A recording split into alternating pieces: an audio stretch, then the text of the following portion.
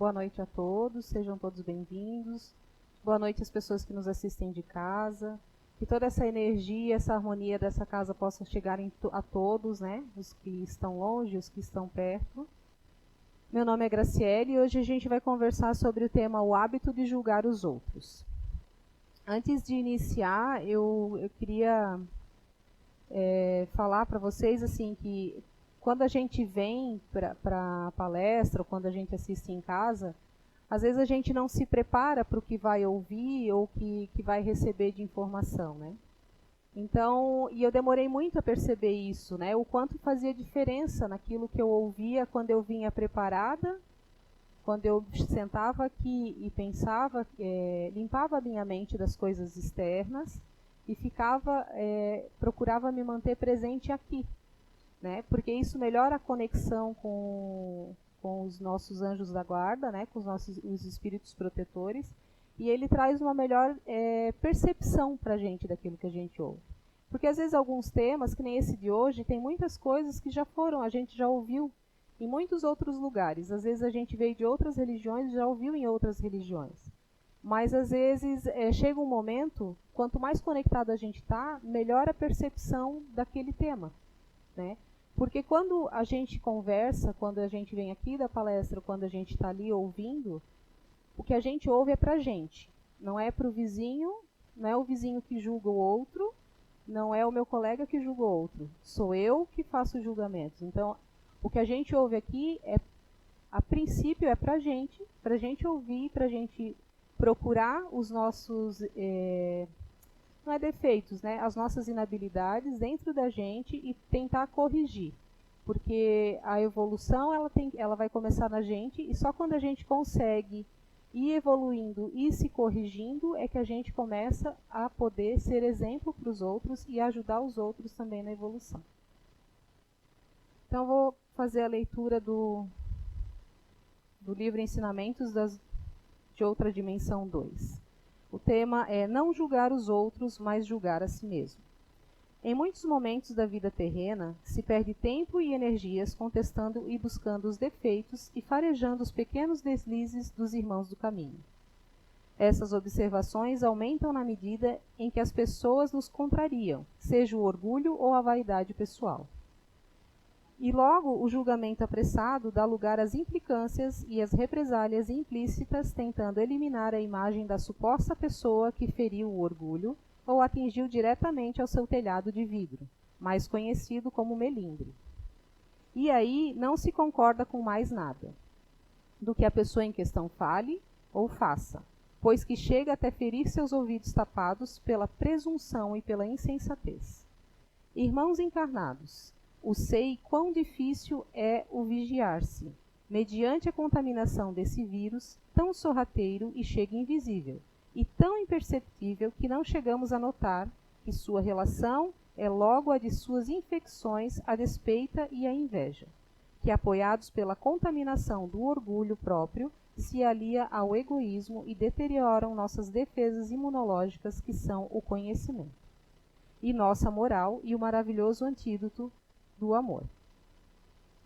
Não combate de imediato devido ao nosso arrastamento em nos encharcar de doses e mais doses de melindre e de superimportância do próprio eu. Meus irmãos, sabemos o quanto não é fácil estar sobre as sensações do corpo físico, mas é o espírito que comanda o corpo e não o organismo, que comanda o espírito. O organismo apenas é utilizado como instrumento ou de coibição para determinadas debilidades, pedida pelo próprio espírito, para ajudá-lo a combater os vícios de outra vida. Muitos dos organismos que não se deixam funcionar devidamente é uma prova, um resgate, principalmente para aqueles que vivem julgando e atingindo seu irmão de caminhada, apenas por contrariar ou não concordar com suas formas de pensar e de viver. Em vias de tua passagem, podes se emaranhar nessas armadilhas, prejudicando no teu desencarne. Irmãos, cuidem em tuas observações e julgamento a quem quer que seja. Antes julga primeiro a tua pessoa, os teus atos, e quanto aos outros, já tem sua própria consciência e seus tantos observadores. Ama primeiro ao bem e pratica diariamente a caridade da compreensão. e já aí na terra sereis felizes. Do sempre amigo, irmão Jonas, agosto de 2010. Então, uma outra, vamos dizer que a gente vai deixar como um dever de casa para nós, para a gente ir praticando, né? Antes de falar, deixe que suas palavras atravessem esses 3 crivos. É certo? É necessário? É bom?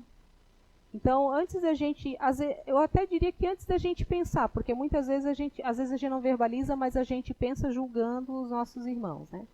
Então, quando a gente for fazer um julgamento, quando a gente se der conta, porque isso a gente também tem que trabalhar para ir percebendo, porque parece que o julgar é uma coisa natural na gente, parece que cresceu com a gente fez a vida inteira e hoje a gente não percebe.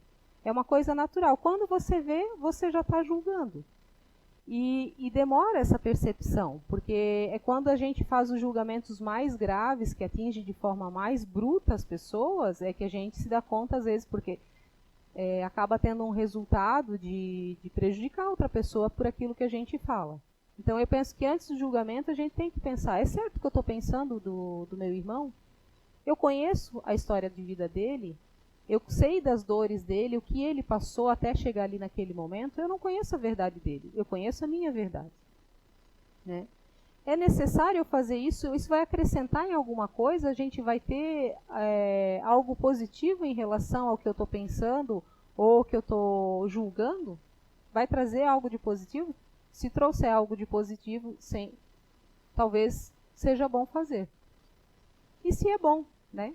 Se está dentro do esperado, assim como é o necessário, se vai trazer alguma coisa de positivo, a gente talvez possa ou deva fazer. Mas é muito perigoso, porque a gente está aqui em crescimento, né? A gente não está ainda evoluído o suficiente para poder fazer esse tipo de julgamento. Eu acho que a gente não tem maturidade ainda para fazer essa crítica. Então, o mais correto é que antes de abrir a boca, a gente ainda pare e pense. E aí que começa a prática, porque é uma coisa que a gente não tem o hábito de fazer e é uma coisa que a gente, com o tempo, praticando, é que a gente vai se habituando a fazer e aí consegue fazer as mudanças.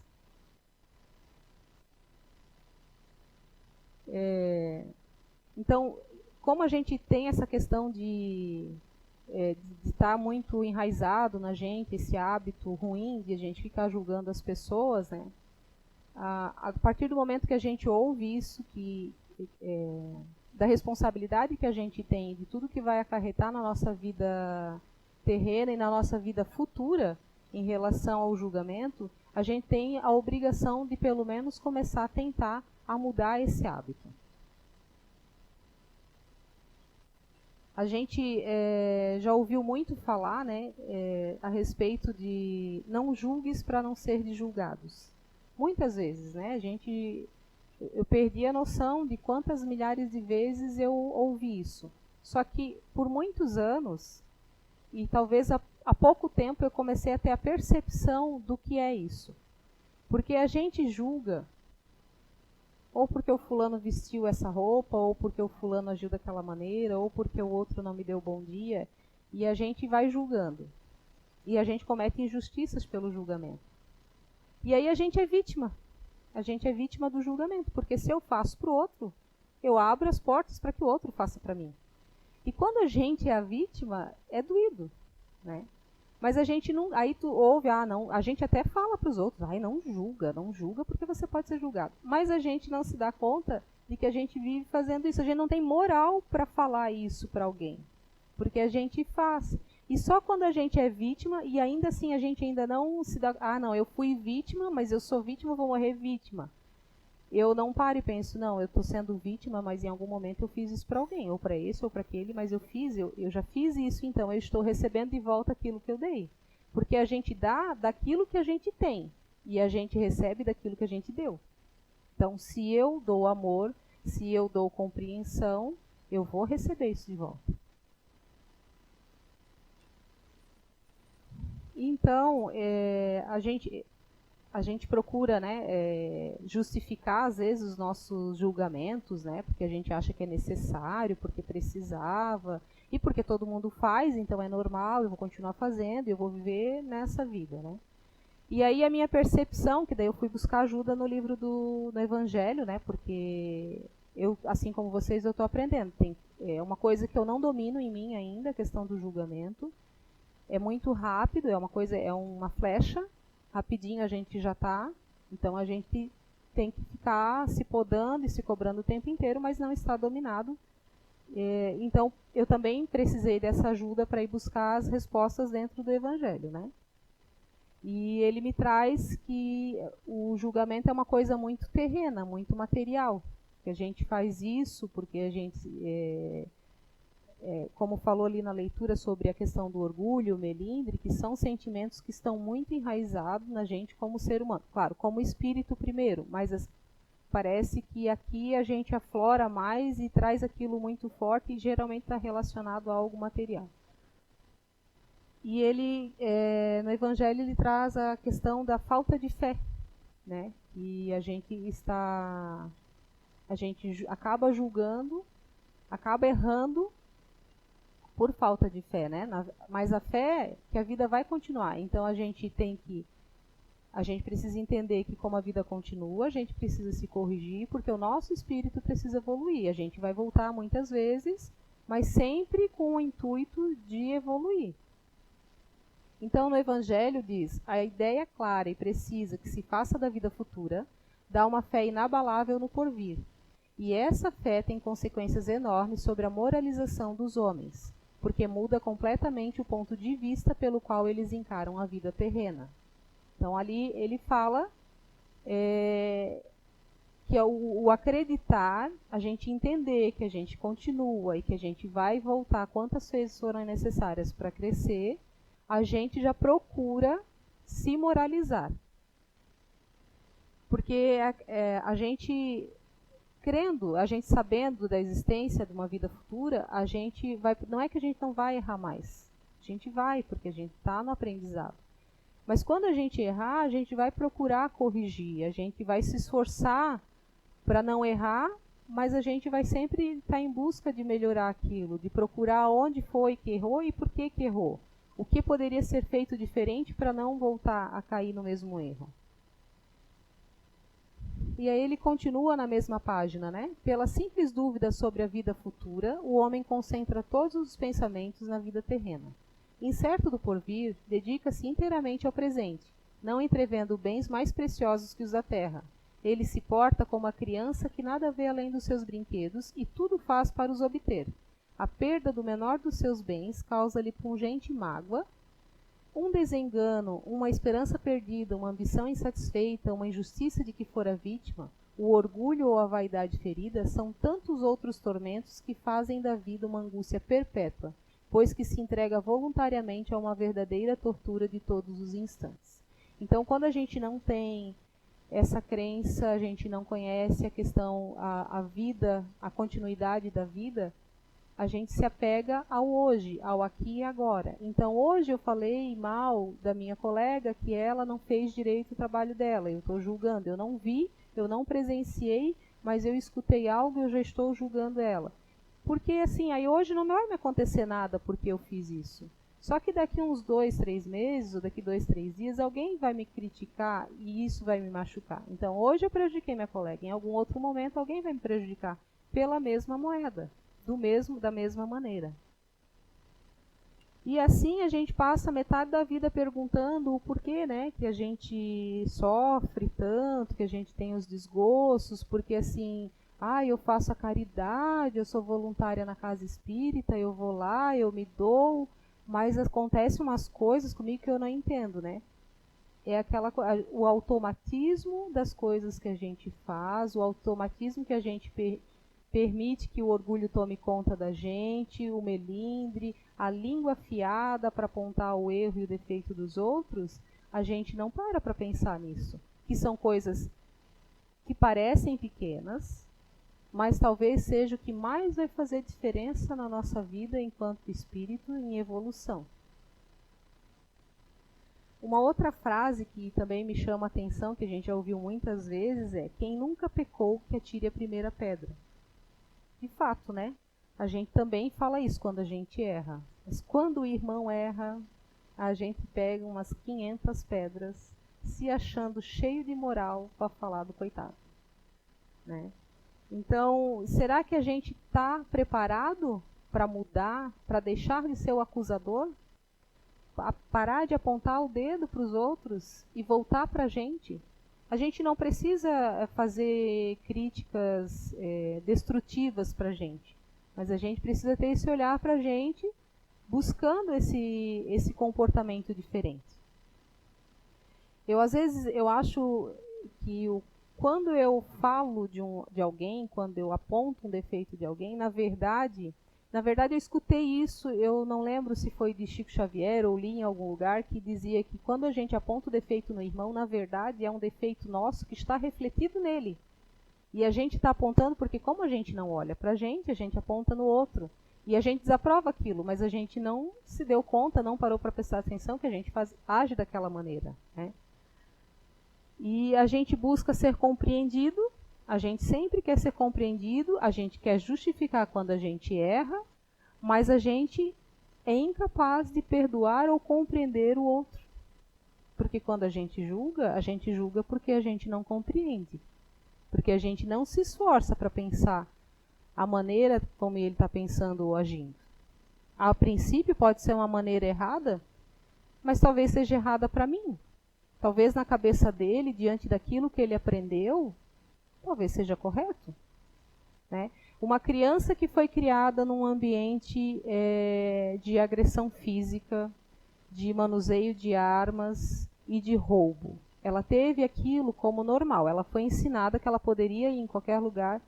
Como que eu vou, ela na vida adulta, não é para roubar porque roubar é errado. Mas não foi ensinado para ela isso. Mas eu estou julgando, eu não conheço a história dela. Eu só estou vendo um ladrão na minha frente. Entende? É difícil fazer essa parada, porque quando envolve crimes, assim, a gente fica mais mordido e julga com mais severidade. Mas será que em outras vidas a gente não foi o bandido da vez? Daí eu sei, não é uma coisa fácil para a gente mudar o jeito que a gente está pensando.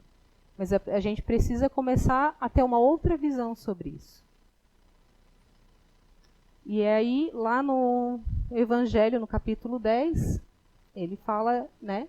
Como é que vedes um argueiro no olho do vosso irmão, quando não vedes uma trave no vosso olho? Ou como é que dizeis ao vosso irmão, deixe-me tirar um argueiro do teu olho, vós que tendes no vosso uma trave? Hipócritas, tirai primeiro a trave do vosso olho, e depois, então, vede como podereis tirar o argueiro do olho do vosso irmão. Então, a gente quer corrigir o outro, mas a gente não sentou, não parou, não se olhou para tentar a correção. Então, primeiro a gente precisa buscar ter moral para isso, para depois tentar ver alguma coisa. E não no sentido de crítica, a gente tem que sempre tentar ajudar, mas quando a gente puder ter moral para isso. E a gente passa a vida procurando culpado, né? Por nossas aflições, querendo saber por que aconteceu, como eu falei antes, né? A gente fica naquela. E no Evangelho ele também traz a resposta. A quem, então, há de o homem responsabilizar por todas essas aflições, senão a si mesmo?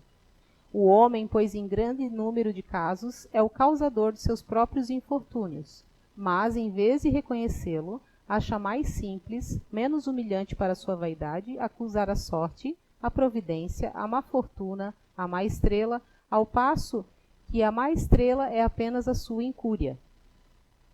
Então, ele já te disse quem é o responsável, e o que acontece, onde está o erro, onde a gente está pecando. Mas ele também vai um pouquinho além e ele também nos dá a resposta de como tentar ser diferente, né? Os males dessa natureza fornecem indubitavelmente um notável contingente ao cômputo das vicissitudes da vida. O homem as evitará quando trabalhar por se melhorar moralmente, tanto quanto intelectualmente. Então, eles também nos chamam ao estudo. Porque a gente precisa estudar e entender o Evangelho para começar a pôr em prática. Porque às vezes o que acontece, e o que já aconteceu comigo, que eu até li o Evangelho. Ou até às vezes estudava algum trecho, só que eu não praticava. E tudo que a gente aprende é igual o que a gente aprendeu na escola. Se a gente não utilizar, a gente não vai saber.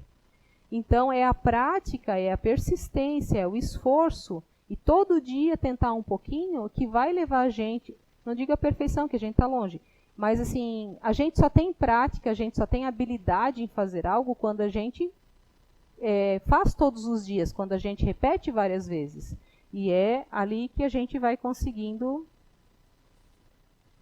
chegar num melhoramento moral.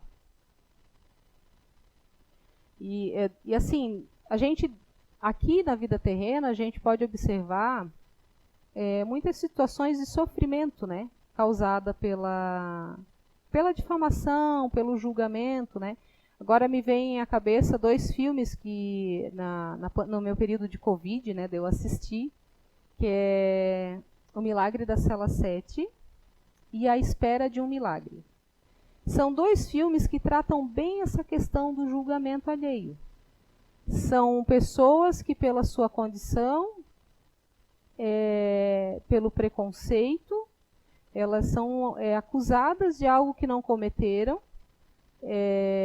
As pessoas não têm dó. Então, não tem dó, elas acusam mesmo, e assim, eu fiquei refletindo sobre o filme, porque assim, era muito triste, a gente chorava muito, mas eu chorava, enquanto eu chorava de ver o sofrimento da pessoa, eu chorava também por culpa.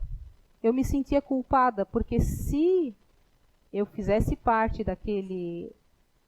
daquela convivência daquelas pessoas, eu também teria acusado. Eu não teria agido diferente. Eu também teria apontado o dedo, eu também acreditaria que aquelas pessoas eram criminosas. E elas não eram, né? E aí, nesse sentido, é que a gente desconhece a questão do infortúnio oculto, né? A gente às vezes acha que a pessoa está bem, que não é porque ela não demonstra que ela não sofreu por algo, que foi acusada ou que foi julgada, né? E às vezes a gente, além da gente se prejudicar, às vezes a gente prejudica uma encarnação nossa e a de alguns irmãos por conta de não se policiar em relação ao julgamento. A gente perde tempo, a gente perde energia, né? E como eu já falei, a gente não conhece a verdade do outro. Porque existe a tua verdade, existe a minha verdade e a verdade de fato. Então a gente olha, quando a gente se fecha para um julgamento, a gente tem o orgulho de dizer, não, eu estou certa, porque eu nunca me engano com ninguém, que aquela pessoa não presta, eu tenho toda a razão. Então a gente se fecha, a gente não se permite enxergar a verdade de outra maneira. A pessoa às vezes pode provar por A mais B que não é aquilo, mas eu estou tão cega naquilo, naquela minha vontade de julgar e continuar naquilo, que eu não vou acreditar, que eu não vou ver aquela verdade como verdade. E no Evangelho também, ele traz para a gente sobre o que tem que ser feito, né, para as nossas mudanças, e que às vezes tem que ser um pouco trágico. E se vossa mão é causa de escândalo, cortai-a.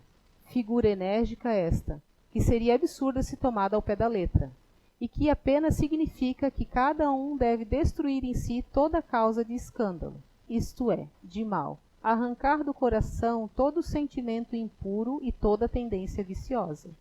Quer dizer também que para o homem mais vale ter cortada uma das mãos antes que servir essa mão de instrumento para uma ação má, ficar privado da vista antes que lhe servirem os olhos para conceber maus pensamentos.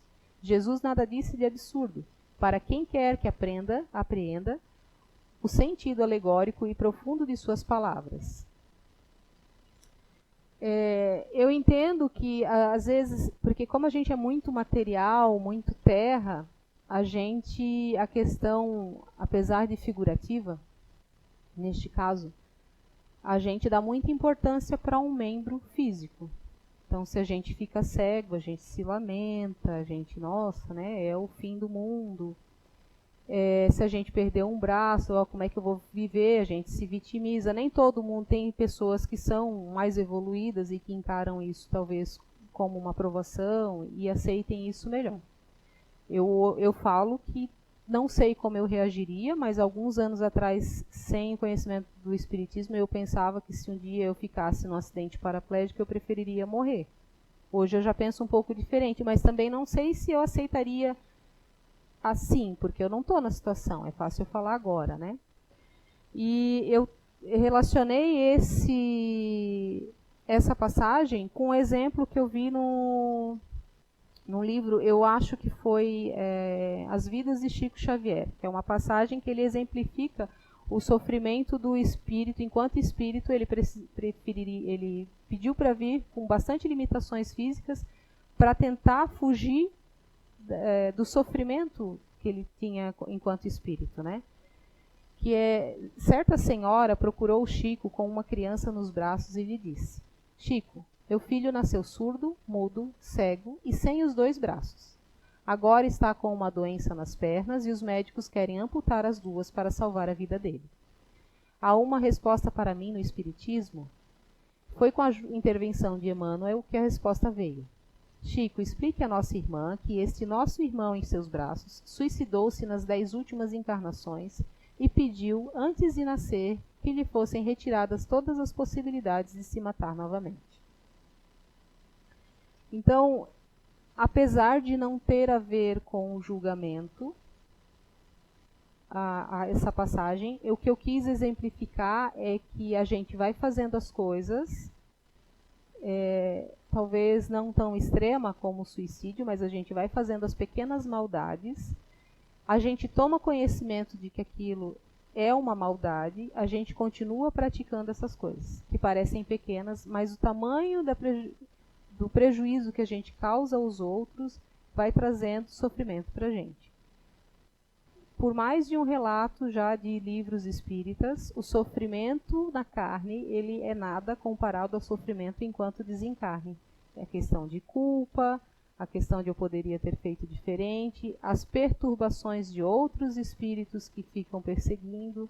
Então, é um exemplo para que a gente tente, às vezes talvez é meio trágico, mas às vezes a gente precisa ser trágico para entender que a gente está aqui e precisa correr atrás daquilo que já fez lá em outras vidas. E como o Espiritismo, ele não só, o Evangelho, né, ele não só, ele traz para a gente, ele mostra para a gente onde a gente está errando, ele chama a atenção para que a gente continue estudando, ele chama a atenção para que a gente veja no que a gente pode melhorar. Ele também traz as respostas, né, e também as preces que a gente pode fazer.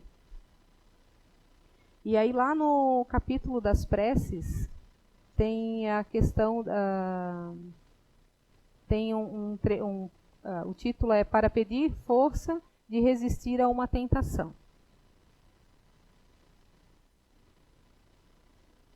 Acho que eu estou voltando, né? Aqui. Lá no prefácio diz: 2 origens podem ter qualquer pensamento mau, a própria imperfeição da nossa alma ou uma funesta influência que sobre ela se exerça. Neste último caso, há sempre indício de uma fraqueza que nos sujeita a receber essa influência. Há, por conseguinte, indício de uma alma imperfeita. Então, na verdade, existem 2 origens, mas é uma origem só, que é a imperfeição do nosso espírito, né? E que a gente tem buscado esse melhoramento, esse aperfeiçoamento. De sorte, aquele que venha a falir não poderá invocar por escusa a influência de um espírito estranho, visto que esse espírito não o teria arrastado ao mal se o considerasse inacessível à sedução.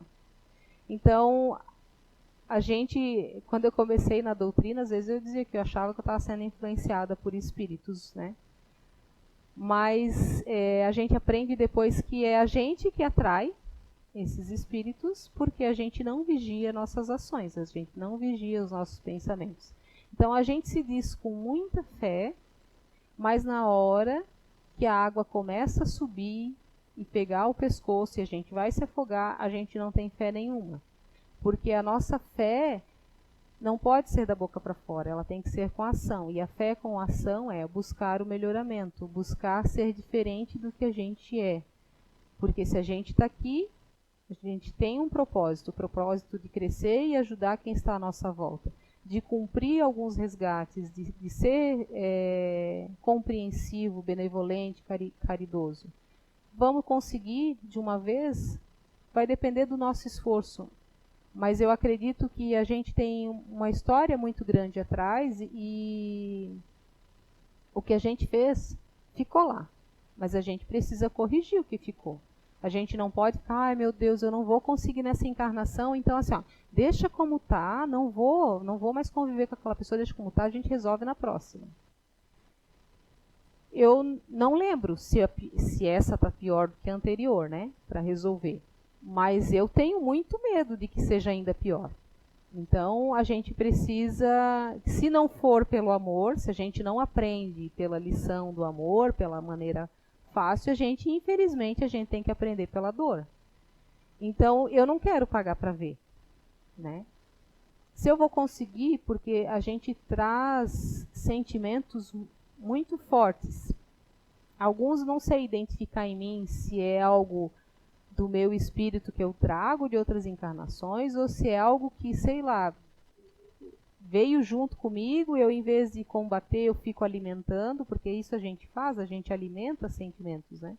Assim como a questão dos julgamentos, a gente alimenta eles, a gente dá corpo, dá forma para esses julgamentos. Então, a mesma coisa são os nossos sentimentos. E é nesse sentido que às vezes a gente tem que ir buscar enxergar ele de outra maneira. Por isso que eu falo do esvaziar a mente. Porque a gente precisa, pelo menos que seja por pouco tempo, porque eu sei que tem pessoas que pensam muito e não conseguem fazer essa desconexão. Preciso limpar a minha mente neste momento e pensar e me olhar internamente, né? Porque quando a gente começar a conseguir fazer isso, a gente consegue enxergar onde a gente está mais errando, onde a gente tem um pouco mais de urgência a mudar, porque a gente, além de prejudicar os outros, a gente também se torna infeliz, a gente se torna amargo. Porque quanto mais coisas ruins a gente faz ou pratica, aquilo fica... É como se aquilo engrossasse nosso perispírito. Então deixasse a gente mais pesado, mais no lodo, e aquilo vai puxando a gente para trás. E o nosso objetivo aqui é o quê? É a gente se melhorar, ficar com a alma mais leve. E para ficar com a alma mais leve, a gente precisa praticar o bem, praticar o esforço diário. O esforço em se melhorar, em ser diferente.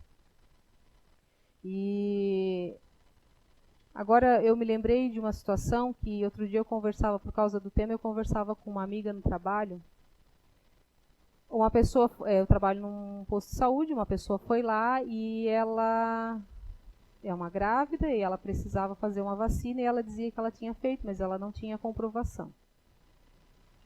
E na minha cabeça eu a julguei falando que não estava falando a verdade, que ela não tinha tomado. Como é uma questão de uma criança, a gente precisa acionar o conselho tutelar, porque é proteção da criança, e a criança, se a mãe está negando o direito de proteção, não. E aí eu falando com ela, eu comecei a conversar, porque ela estava junto na situação. Claro, eu não falei para a mãe que ela estava mentindo, eu só insisti para que ela trouxesse a comprovação, que senão a gente ia ter que acionar o conselho. Até que ponto eu estou certa em julgar? Porque com o que eu estou aprendendo, eu não posso julgar. Mas em relação ao meu trabalho, eu tenho uma obrigação ética de denunciar, ou de ir atrás, ou de questionar e de duvidar da palavra dessa pessoa, né? E aí, essa moça é de uma outra religião, e aí a gente conversando, né? Porque isso é uma situação. Teve uma outra situação de uma suspeita de abuso sexual. E de criança. E assim, ao mesmo tempo que eu não posso deixar aquela criança exposta a um perigo, eu posso estar suspeitando errado. E nessa situação do abuso, essa criança, a gente achou que era o padrasto, porque a mãe tinha se separado recentemente e tinha um novo companheiro. E no fim era o avô paterno, que como agora a criança ia para as visitas sem supervisão da mãe, e ficava mais tempo sozinha, e tinha invertido essa situação.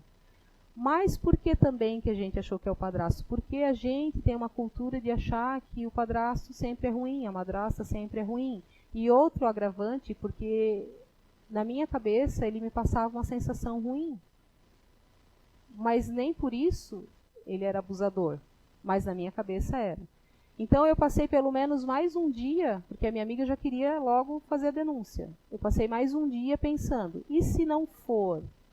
Como que vai ficar um homem sendo acusado de abuso sexual infantil, tá, perante a sociedade? Esse cara pode entrar em desespero e se suicidar.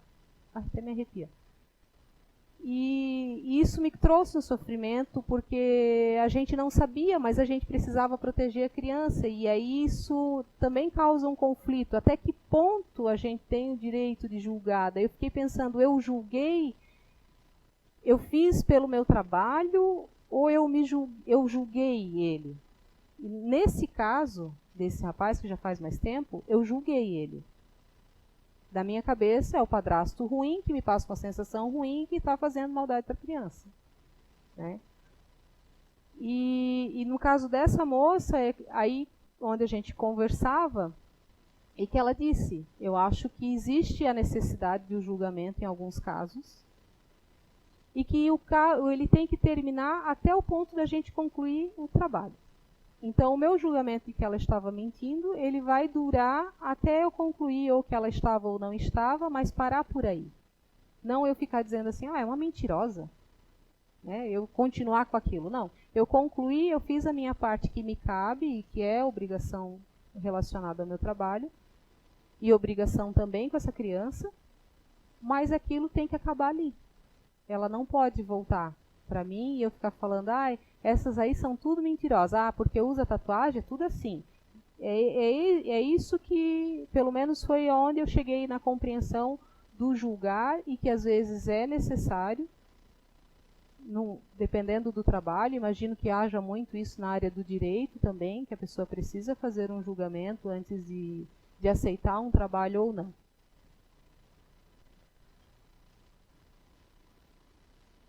E continuando ali o prefácio da oração, quando surge em nós um mau pensamento, podemos, pois, imaginar um espírito maléfico a nos atrair para o mal, mas cuja atração podemos ceder ou resistir, como se tratara das solicitações de uma pessoa viva. Devemos, ao mesmo tempo, imaginar que, por seu lado, o nosso anjo guardião ou espírito protetor combate em nós a má influência e espera com ansiedade a decisão que tomemos. Aqui eu lembrei dos desenhos animados antigos, que daí tinha o diabinho, né, falando para tu fazer errado, e aí tinha o anjinho querendo falar, não tá certo, tal, né, e eu vi bem essa situação.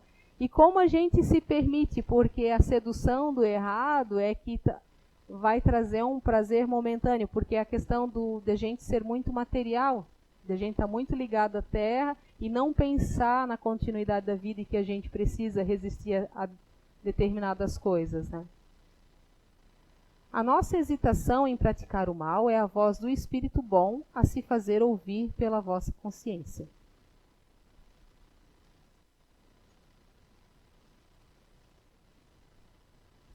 Reconhece-se que um pensamento é mau quando se afasta da caridade, que constitui a base da verdadeira moral, quando tem por princípio o orgulho, a vaidade ou o egoísmo, quando a sua realização pode causar qualquer prejuízo a outrem, quando, enfim, nos induz a fazer aos outros o que não quereríamos que nos fizessem.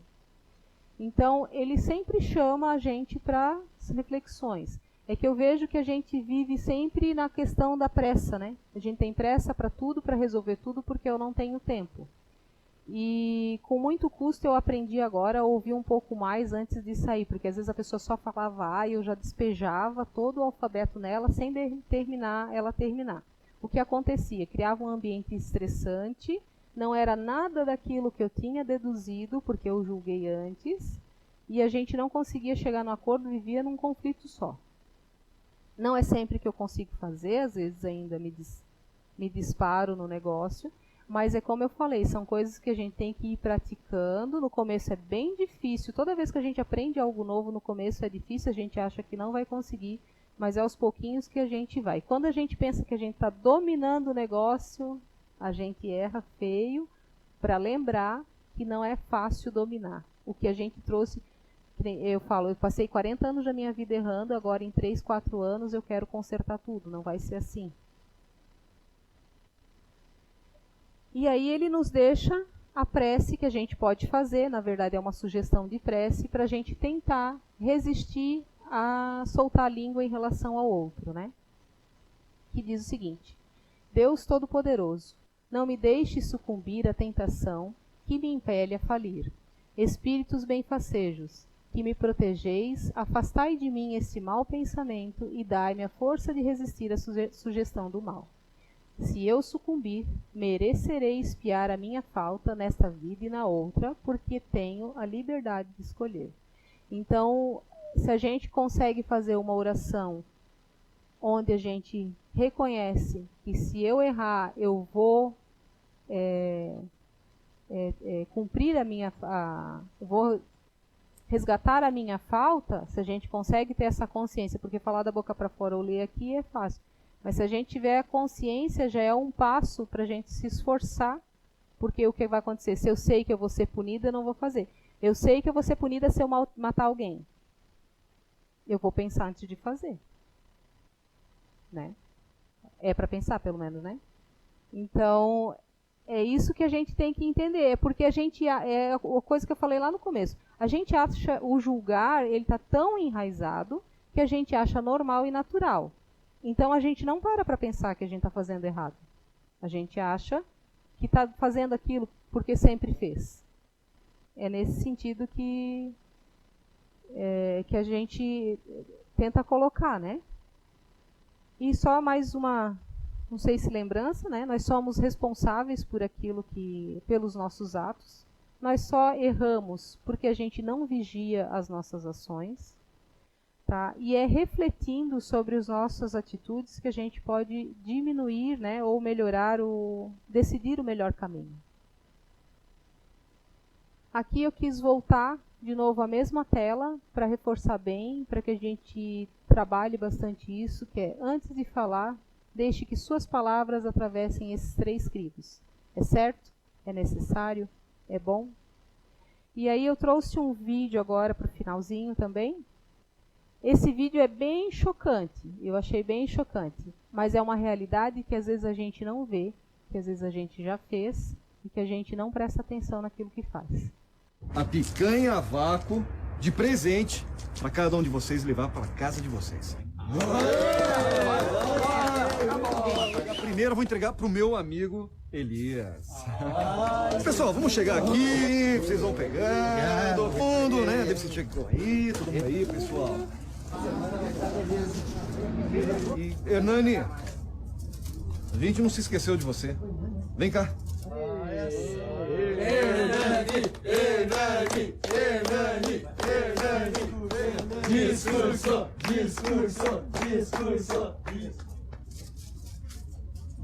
Eu sabia que vocês não iam esquecer de mim. Ô, Mauro. Seu grandalhão, gosta de ficar fazendo brincadeiras, mas sempre soube que você tem um grande coração. Eu sei que eu não tenho sido muito participativo com vocês, mas não é por má intenção, não. Tenho 3 crianças pequenas lá em casa.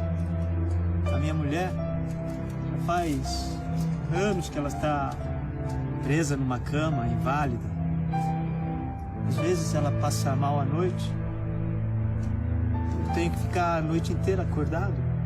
É por isso que durante o dia eu não tenho muita vontade nem condições de participar das brincadeiras com vocês. Tá muito difícil de colocar comida na mesa. Às vezes vocês podem achar esquisito que eu vou comer sozinho num canto.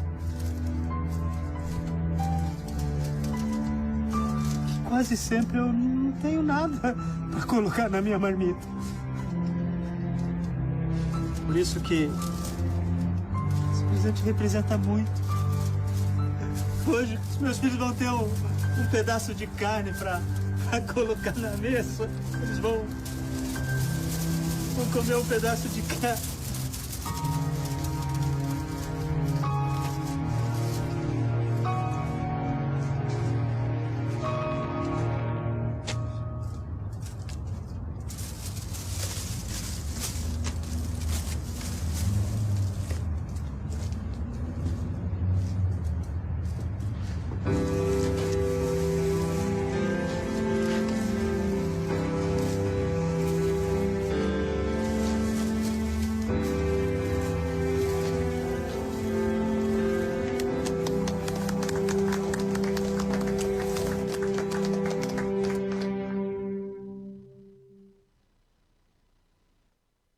Impactante, né?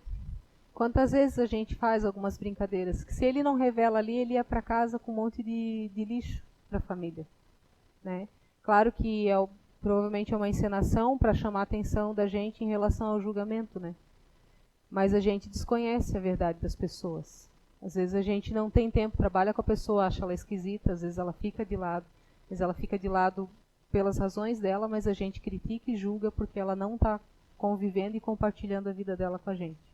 Às vezes ela, na concepção dela, ela não tem nada de bom, mas ela pode estar errada, ela pode ter amigos ali, mas talvez ela ache que o que ela tem de sofrimento não é bom compartilhar com os outros, né? E ela sofre sozinha e a gente fica julgando. Então as referências, né? Obrigada, a gente vai fazer a oração, vai ter o passe coletivo. Então vamos fechar os olhos, relaxar, se conectar com a espiritualidade, deixar o coração e a alma abertos para que o anjo protetor possa se conectar com a gente, que a espiritualidade maior possa nos fazer refletir sobre os nossos atos, que aprendamos a ser mais compreensivos, a ter mais compaixão, que aprendamos a resistir às más influências, que a gente consiga resistir à vontade de permanecer no erro, que a gente encontre sempre amparo e força na espiritualidade para seguir em frente, que a gente nunca perca a fé, que a gente possa ser sempre melhor do que hoje, a cada dia um pouquinho melhor do que ontem, e todos os dias vencendo as lições que a gente recebe. Que assim seja.